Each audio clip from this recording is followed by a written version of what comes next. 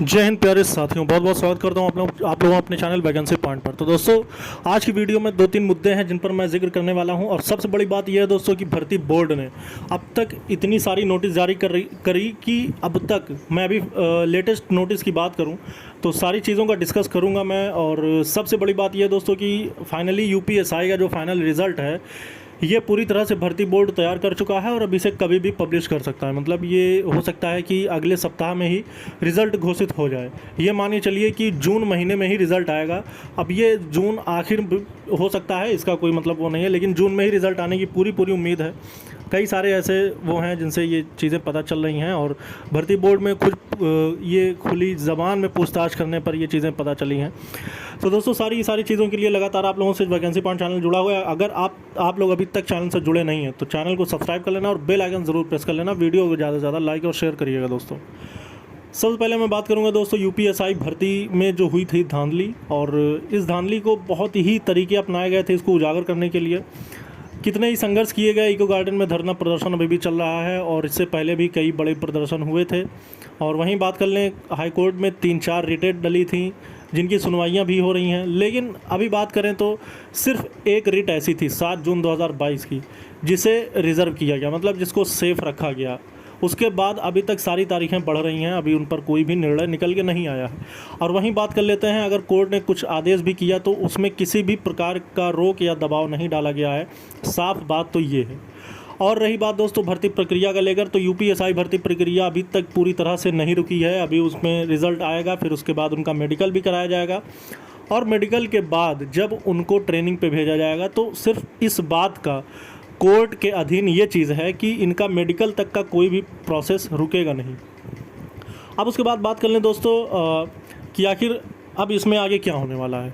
तो आगे इसमें ये होने वाला दोस्तों कि आप जानते हैं 36,000 अभ्यर्थी पास हुए थे, जिसमें से कुछ कैंडिडेट फेल हुए हैं डीवीपीएसटी में और कुछ कैंडिडेट फेल हुए हैं रनिंग में। रनिंग की बात कर लेते हैं दोस्तों, तो जहां 70 लोगों की रनिंग का ग्रुप एक बार में दौड़ाया जाता था तो 6 या 7 लोग ही फेल होते थे। तो अगर इस हिसाब से माने तो मानिए चलिए लगभग 10% से भी 10% मान लीजिए, तो अगर 36,000 में 10% निकाल देते हैं तो लगभग तब भी 30,000 प्लस कैंडिडेट ऐसे हैं जो इस भर्ती में पास हुए हैं। तो 30,000 प्लस कैंडिडेट अगर पास हुए हैं इसमें, तो आप मान के चलिएगा कि 9,534 कैंडिडेट इस भर्ती में चयनित होंगे। तब भी इसमें लगभग 20,000 कैंडिडेट ऐसे हैं जो अभी भी बाहर होंगे, फाइनल मेरिट में बाहर होंगे। तो दोस्तों, अगर आप मानिए कि फाइनल मेरिट में 20,000 अभ्यर्थी बाहर होंगे, तो अभी भी मैं आपसे यही कहना चाहता हूं कि इस भर्ती में धांधली बड़े ही पैमाने पर हुई थी। और हर एक कैंडिडेट जो इस भर्ती में जुड़ा हुआ है या फिर जिसने भी एग्ज़ाम दिया है, भले वो इस बात को ना कहे, लेकिन वो भी ये बात जानता है कि किस तरह से कितने बड़े पैमाने पर इसमें धांधली हुई है। और इस भर्ती में से वही बाहर निकलेंगे जो इस भर्ती की धांधली में शामिल नहीं। भाइयों, कटाव बहुत हाई जाने वाली है। अभी तक आपने सिर्फ रिटर्न की कटाव देखी जिसमें 36,000 कैंडिडेट क्वालिफाई हुए हैं, तब इतनी अफरा तफरी मची थी। लेकिन जब फाइनल मेरिट आएगी तब आप देखेंगे 130 प्लस कटाव जाने वाली है। तो फाइनली मैं आपको सिर्फ अपने चैनल के माध्यम से ये बात बताना चाहता हूँ, मैं किसी तरह का आपके मन में वो नहीं पैदा कर रहा हूँ। मैं सिर्फ आपको वो चीज़ें बता रहा हूँ जो एक संभावना है और जो आगे होने वाला है, क्योंकि अभी तक यही हुआ है और इतनी हाई कट ऑफ जाने का कोई औचित्य नहीं था। अगर इस भर्ती में धांधली नहीं हुई होती तो कट ऑफ, जनरल की कट ऑफ, मैं आपको सच्चाई बता दूँ 108 या 109, इससे ज़्यादा नहीं जाती।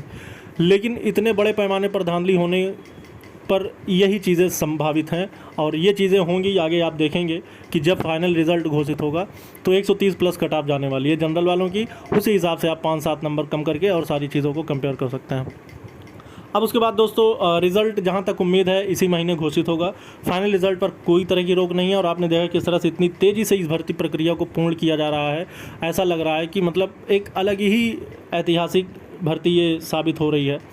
जबकि इतनी जल्दी तो कोई कांस्टेबल भर्ती भी पूरी नहीं हुई थी, तो ये दरोगा भर्ती है फिलहाल, वो भी 9,534 यानी 10,000 पदों वाली। ये एक सराहनीय काम हो सकता है राज्य सरकार का, यानी योगी सरकार का। लेकिन अगर योगी सरकार इस पर ज़रा सा भी गौर और कर लेती कि एक पक्ष तो सरकार देख रही है, लेकिन अगर दूसरे पक्ष को भी थोड़ा ध्यान दे देती, तो क्योंकि इतने ज़्यादा कैंडिडेट पकड़े भी गए हैं, इसको भी सरकार को थोड़ा ध्यान देना चाहिए था। लेकिन रही बात दोस्तों अगली सुनवाई की, तो 18 जुलाई तक अगली सुनवाई स्थगित हुई और रिज़ल्ट इसी महीने घोषित होने की पूरी उम्मीद है। पूरी तरह से ये चीज़ें सांकेतिक हैं कि रिज़ल्ट इसी महीने आएगा।